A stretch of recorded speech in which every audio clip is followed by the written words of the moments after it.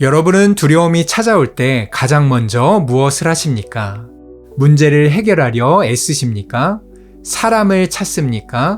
아니면 걱정부터 하십니까?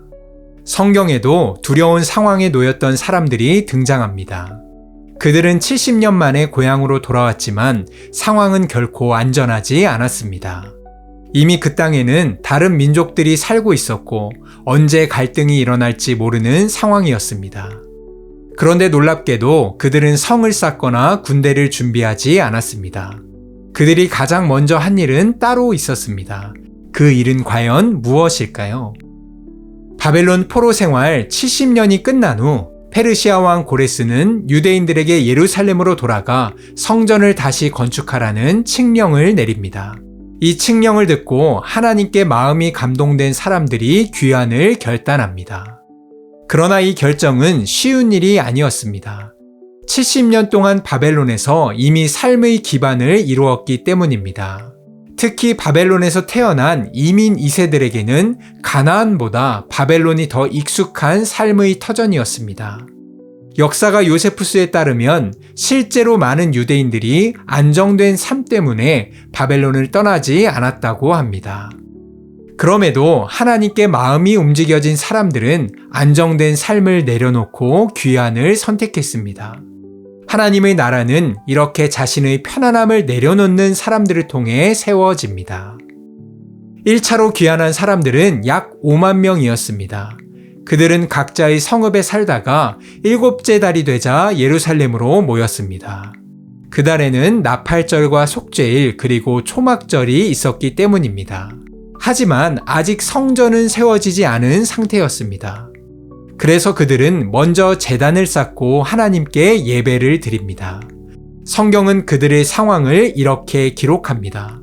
무리가 모든 나라 백성을 두려워하여 제단을 그 터에 세우고 그 위에서 아침 저녁으로 여호와께 번제를 드리며. 귀환한 유다 사람들은 주변 민족들 사이에서 두려움을 느끼고 있었습니다. 그럼에도 그들은 두렵다고 해서 예배를 멈추지 않았습니다. 오히려 두려웠기 때문에 먼저 예배했습니다. 그들은 제단을 세우고 아침과 저녁으로 하나님께 번제를 드렸습니다. 그리고 예배 후에 성전 건축을 준비하기 시작합니다. 예배가 먼저였고 일이 그 다음이었습니다. 여기서 중요한 영적 원리를 발견합니다. 두려움은 예배를 멈추게 하는 이유가 아니라 예배가 더 절실해지는 이유가 되어야 합니다.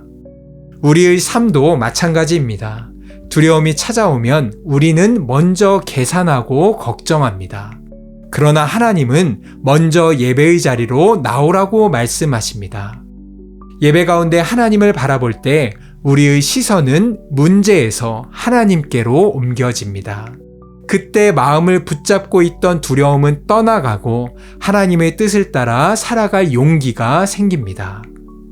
사랑하는 여러분, 혹시 지금 두려운 상황 가운데 있지 않으십니까? 앞이 보이지 않는 문제, 사람에 대한 두려움, 미래에 대한 염려가 있다면 그럴수록 먼저 예배의 자리에 서십시오. 두려울 때 예배하십시오. 예배는 단순한 종교 행위가 아니라 두려움을 이기게 하는 믿음의 시작입니다. 예배하는 사람을 통해 하나님은 지금도 그분의 일을 이루어 가십니다. 바라기는 예배 가운데 두려움이 믿음으로 바뀌는 은혜가 여러분의 삶에 있기를 소망합니다.